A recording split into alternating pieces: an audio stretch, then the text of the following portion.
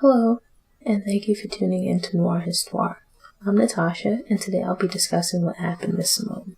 What Happened to Simone is an award-winning Netflix documentary about the life and career of Nina Simone. Clips of Nina Simone sharing her thoughts in her own words added a layer of depth to the documentary that was very engaging. Listening to Simone recount the events of her life made it easy to empathize with the emotions of those moments. The film lacked the dramatics of a biopic but still felt personal and made me think about Simone long after viewing. I knew a few Nina Simone songs before seeing What Happened to Simone, but I didn't know much about her or her career. The documentary offered an engaging look into the life of a talented but unhappy individual.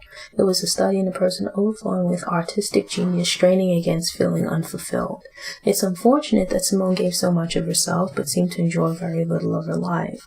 Nina Simone's long struggle with depression influenced her feelings of dissatisfaction, yet it seemed that regardless of Simone's good intentions, things tended to not go her way. Her life ebbed and flowed between the heights of success and deep levels of despair. Discrimination as an eager and talented music student gave way to early renown as a classic pianist. Her marriage resulted in enduring psychological and physical domestic violence. Simone put her life and career at risk and was initially celebrated for becoming involved in the civil rights movement.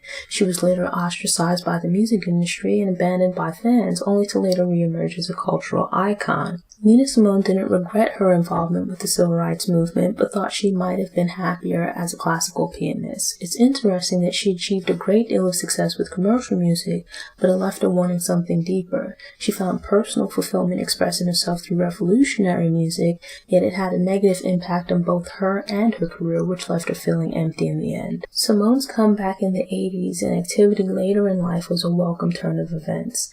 I couldn't help but wonder what might have been if she was able to get help earlier in life. Nina Simone faced a series of obstacles, but emotional and mental health care could have decreased her feelings of emptiness. I couldn't imagine struggling with mental illness for much of my life and only finding some degree of relief towards the end. Musicians and artists give a lot of themselves when using their art as an outlet. Others enjoy the fruit of their labors, but it's draining for the artist if they don't practice self-care. The stress of being sensitive, emotional, and overworked seems to lead to burnout and bouts of depression. Nina Simone lived a life of taking the bitter with the sweet. She had quite a bit of the former, but not enough of the latter. Despite Nina Simone's success, What Happened to Simone left me feeling a bit sad, but the documentary also motivated me to learn more about Nina Simone.